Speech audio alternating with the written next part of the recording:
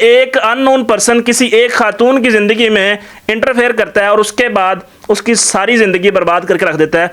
जब उसके शोहर को पता चला तो उसने बिना समझे और इसकी गलती को माफ़ किए। तो फिर मैंने उससे बात की, मैंने कहा क्यों मेरे साथ ऐसे कर रहे हो।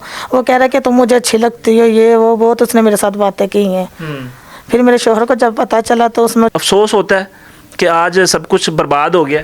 हाँ जी, अफसोस होता है कि इसी तरह नहीं होना चाहिए जैसे हो गया मेरे साथ। गलती तो है ना। हाँ जी, गलती है। तो अस्सलाम वालेकुम नाज़रीन, आपका मेज़बान अनवारुर रहमान आपकी खिदमत में हाजिर है और आप देख रहे हैं लाहौर 42। इस वक्त मेरे साथ एक खातून मौजूद है जिसका शोहर उसको सिर्फ एक गलत फहमी की बुनियाद पे तलाक दे देता है। वजह क्या बनती है? मुआशरा बुराइयों की तरफ चढ़ता चला जा रहा है, मेरा मुआशरा गंदा तरीन होता चला जा रहा है। मुआशरे की इस्लाह किसने करनी है? हमने और आपने मिल के। और इस मुआशरे की इस्लाह के लिए हम इस तरह की स्टोरीज़ आपके साथ शेयर करते रहते हैं। इस बहन को तलाक क्यों हुई? एक छोटी सी गलत फहमी आपका घर उजाड़ कर रख सकती है। एक छोटी सी बात आपको कहीं से कहीं ले जा सकती है। इसलिए तहकीक बहुत ज़रूरी है। अल्लाह का भी कानून है कि अगर आपके पास कोई फासद ख़बर लेके आए तो उसकी तहकीक कर लिया करें। तो इस वक्त मेरे साथ ये बहन मौजूद है जिसके साथ ये मामला हुआ है। कहानी क्या है ये इन्हीं से जानते हैं। अस्सलाम वालेकुम। वालेकुम सलाम। कैसी हैं जी आप? हाँ जी, ठीक हूँ। मुझे ये बताएं कि आपके साथ ये क्या मामला हुआ है, क्या कहानी है? मेरे साथ ये मामला तो है, मैं बाज़ार पे गई थी अपने शोहर के साथ और वहाँ पे किसी रॉन्ग नंबर पे मुझे कॉल आई थी और मेरे शोहर ने मुझ पर शक किया था। बाजार गई आप? हाँ जी। तो रॉन्ग नंबर पे कॉल आती है तो शक किस बात पे हो जाता है? रॉन्ग नंबर पे तो कॉल आ जाती हैं लोगों को, बार बार आती हैं, एक बार थोड़ी आती है, जिंदगी जब में मैं कई बार आई थी ना तो तब मुझे इतनी कॉलें आ रही थी तो मेरे मियाँ ने मुझ पर शक किया था इस बात पे। क्यों? आपके मियाँ का कोई अच्छा रिलेशन नहीं था, कोई अच्छा ताल्लुक़ नहीं था? क्योंकि मियाँ बीवी की जो बॉन्डिंग होती है वो बड़ी ज़बरदस्त किस्म की होती है और वो तो एट दी एंड जब तक उनको जो है ना वो चीज़ें क्लियर नहीं होती वो तब तक एक दूसरे को जो है ना वो इस तरह गलत नहीं समझते। बस इसी तरह उनको शक पड़ गया था मुझ पे। आप किसी के साथ गलत रिलेशन था आपका? नहीं, गलत है था तो ये बातचीत मेरे साथ करता था ये आदमी, लड़का जो है था। तो इसी वजह से इसने मुझे बहुत तंग किया था। तो मेरे मियाँ ने जब देखा ना तो तब मुझ पर झगड़ा किया। जब बाज़ार में भी इसी तरह वो बोला मेरे साथ। अच्छा, आप इस लड़के से बात करती थी? हाँ जी। तो इस लड़के से आपका राब्ता कैसे हुआ था? यही बाज़ार पे गई थी मैं तब। ऐसे ही रॉन्ग नंबर से कॉल आई? हाँ जी, रॉन्ग नंबर पे कॉल आई थी। तो आप एक शादीशुदा खातून है और आपका हस्बैंड मौजूद है लेकिन उसके बावजूद आपको एक रॉन्ग नंबर से कॉल आती है और आप उसके साथ बातें शुरू कर देती हैं। हाँ जी। तो गलत बात है ना कि आप अपने हस्बैंड को चीट कर रही हैं, उसको धोखा दे रही हैं, ये गलती है आपकी। हाँ जी, ये मेरी गलती है। तो फिर आप ये नहीं ना कह सकती कि रॉन्ग नंबर से कॉल आई और मेरे हस्बैंड ने मुझ पे शक किया। वो तो फिर बेचारे ने पाकी किया ना, उसने तो मतलब सही उसको अंदाज़ा हो गया कि आपने गलत किया है। हाँ जी, यही बात है। आपको उस शख्स के साथ ऐसी क्या मजबूरी बनी कि उस शख्स एक रॉन्ग नंबर से कॉल आती है, आप उसके साथ बातें शुरू कर देती हैं? उस शख्स ने मुझे बहुत तंग किया था इतना मुझे तंग किया था, मैं मजबूरी तौर पे ना उससे बात करने लग पड़ी थी।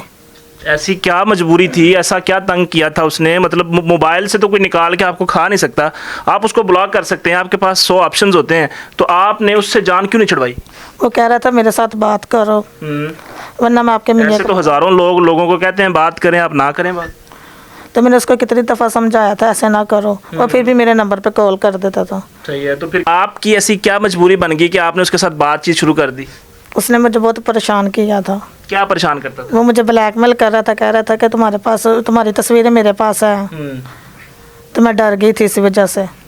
तो आपने तस्वीरें किसी को दी थी, कभी बनवाई थी? आपके पास कौन सा मोबाइल था? मेरे पास बटनों वाला फ़ोन था। अच्छा, मुझे ये बताएं कि आपके साथ ऐसा क्या मामला हो गया था, ऐसा क्या प्रेशराइज उसने किया आपको कि आपने जनाबे वाला उससे बात शुरू कर दी? मैं गरीब घर की थी, मुझे इन चीज़ों का नहीं था पता है। तो उसने मुझे जब कहा तो मेरी तो समझ में आया नहीं इसने क्या कह दिया मुझे। फिर मेरी टेंशन में पड़ गई थी, मैं 2 दिन सोचती रही इसने मुझे क्या कहा, तस्वीरें इसकी मेरे पास हैं। तो फिर मैंने उससे बात की, मैंने कहा क्यों मेरे साथ ऐसे कर रहे हो। वो कह रहा है कि तुम मुझे अच्छी लगती हो, ये वो बहुत उसने मेरे साथ बातें की हैं। फिर मेरे शोहर को जब पता चला तो उसने मुझ पर शक किया और वो जब शक किया तो तब मैंने उसको समझाया कि ऐसी कोई बात नहीं, ये कोई मसला नहीं, ये मुझे रॉन्ग नंबर आया है। वो कह रहा नहीं, तुम्हारा इसके साथ ज़रूर कोई रिश्ता नाता है जो तुम इसके साथ बात करती हो। ज़ाहिर है जब आप किसी अननोन पर्सन से बात करोगी, उससे रिलेशन बनाओगी तो गलत तो समझेगा ना। हाँ जी, उसने इसी तरह ही मुझे गलत समझा। तो फिर हस्बैंड ने क्या किया, उसने क्या एक्शन लिया? आपको मारा या कोई मतलब आपको बेदखल कर दिया घर से, क्या किया? उसने मुझे मारा भी और मेरे साथ बदतमीजी भी बहुत की है। तो फिर उसने ये आपने उसे समझाने की कोशिश नहीं की कि हाँ मुझसे गलती हो गई है, मैं आइंदा नहीं करूँगी? हाँ जी, मैंने उसको बहुत समझाया, मुझसे गलती हो गई, आइंदा से इसी तरह नहीं होगा काम। उसने नहीं बात मेरी सुनी। वो कहता ज़रूर तुम्हारा इस आदमी से कोई है रिश्ता नाता जिसकी वजह से ये तुम्हारे साथ बातें करता है।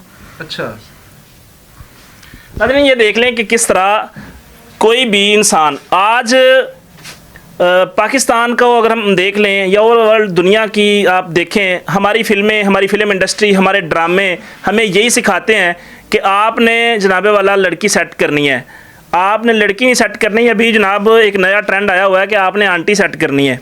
यकीन करें ये मेरे लिए बड़े तकलीफ दे अल्फाज हैं जो मैं आपके सामने बोल रहा हूँ, लेकिन ये आज ट्रेंड बन चुका है। लोग कहते हैं जी अभी आंटी सेट करनी है और उसके बाद मीम्स बन रही होती हैं कि ना शोर शराबा ना, बस वो अगली बातें आप समझ सकते हैं।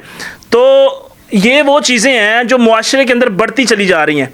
दूसरे की बहन बीवी बेटी के ऊपर नज़र रखने की ये एक आम सी आदत बन चुकी है। हम अपने घर को नहीं देखते, अपने मुआशरे को नहीं देखते कि कहीं आज अगर मैं किसी की बहन बेटी पे नज़र रख के बैठा हूँ तो कोई मेरी बहन बेटी के ऊपर भी नज़र रख सकता है, लेकिन ऐसा मामला नहीं नज़र आता। मुआशरे को सुधारना पड़ेगा, इसको सुलझाना पड़ेगा। देखें ये कैसे एक अननोन पर्सन किसी एक खातून की ज़िंदगी में इंटरफेयर करता है और उसके बाद उसकी सारी ज़िंदगी बर्बाद करके रख देता है। जब उसके शोहर को पता चला तो उसने बिना समझे और इसकी गलती को माफ़ किए उसने इसको तलाक दे दी। अच्छा, तलाक दे देता है, उसके बाद क्या मामला होता है?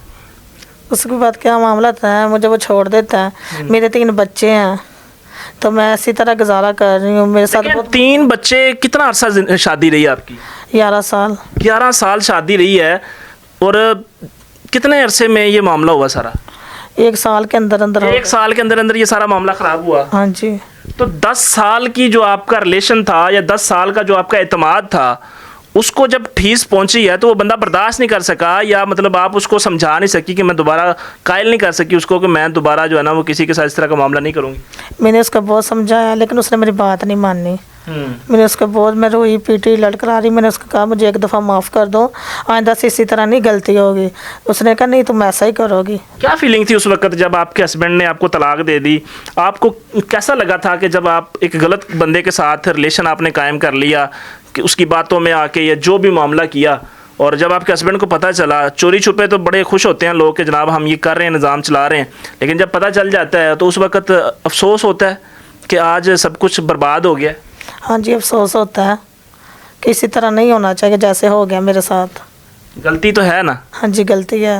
तो एक गलती, औरत को क्या ख्याल है आपको, औरत को संभल के चलना चाहिए, मामलात को समझा के चलना चाहिए घर के, अब क्योंकि उसने जब घर चलाना है, घर बचाना है, तो उसने इन सारी चीज़ों को देख के चलना होता है। एक औरत को समझ के चलना चाहिए अपना घर बचाने के लिए कि आदमी जो भी कुछ कर सकता है। सही है। तो जो भी औरतें आपको देख रही हैं जो अपने हस्बैंड की जो क्या कहते हैं पीठ पीछे इस तरह की हरकतें कर रही हैं, बहुत सी ख़वातीन हैं, मैं समझता हूँ इस वक्त अगर मैं बहुत बड़ा फिगर ना भी बोलूँ तो तकरीबन 100 में से 10% ऐसी ख़वातीन होंगी जो अपने हस्बैंड के पीछे कोई दूसरा मर्द जो है ना वो रखती हैं, उनसे रिलेशन रखती हैं, इस तरह के मामलात रखती हैं।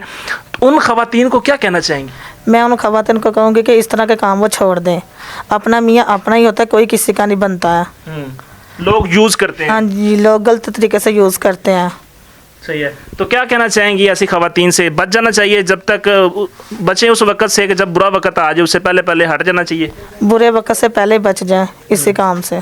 सही हो गया। क्योंकि मेरे साथ हो गया ये, सही हो गया। तो मैं दूसरों को भी समझाऊंगी इसी तरह ना करें। तो नाज़रीन ये थी जी आज की कहानी जो हमने आपके साथ शेयर की, और कहानी शेयर करने का मकसद ये नहीं है कि इनको डिग्रेड किया जाए, बल्कि कहानी शेयर करने का मकसद ये है कि आपको बताया जाए कि आप बच सकते हैं, आप इस बुराई से बच सकते हैं। ख़ास तौर पे मैं उन ख़वातीन को कहना चाहूँगा जो ख़वातीन हमारा चैनल देखती हैं, और अगर कोई किसी गलती में मुब्तला है, कोई इस तरह का मामला किसी के साथ किसी का कोई रिलेशन है, तो बच जाएं। अपना घर, अपना हस्बैंड, अपना शौहर, हलाल रिश्ता जो है अल्लाह ताला ने उसके अंदर बड़ी बरकत रखी है, और इस हलाल रिश्ते को निभाते रहें और उसी के साथ जो है ना वो अपनी ज़िंदगी को क्या कहते हैं सही समझें और उसी को टाइम दें। मिलेंगे इंशाल्लाह नई स्टोरी के साथ, तब तक के लिए अपना ख्याल रखिए। अल्लाह निगहबान।